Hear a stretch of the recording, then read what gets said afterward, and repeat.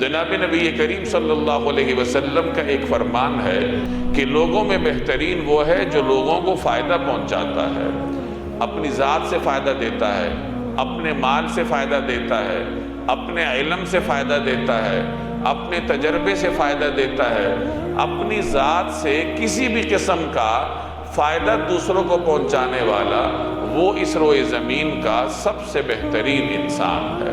فائدہ پہنچانے کی بہت ساری صورتیں ہو سکتی ہیں۔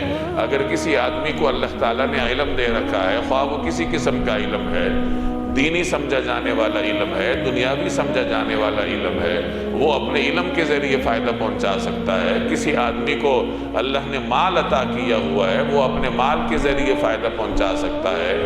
کسی آدمی کو اللہ نے جسمانی توانائیاں عطا کی ہوئی ہیں، وہ اپنی جسمانی توانائیوں کو بروئے کار لاتے ہوئے دوسروں کو فائدہ پہنچا سکتا ہے۔ تو یہ چھوٹی چھوٹی نیکیاں ہوتی ہیں، چھوٹے چھوٹے کرنے والے کام ہوتے ہیں، جنہیں بسا اوقات ہم سمجھتے ہیں کہ یہ معمولی درجے کے ہیں، حالانکہ یہ معمولی درجے کے نہیں ہوتے۔ انسان کے نامہ اعمال میں مثبت چیزوں کا اضافہ کرتے ہیں، نیکیوں کا اضافہ کرتے ہیں۔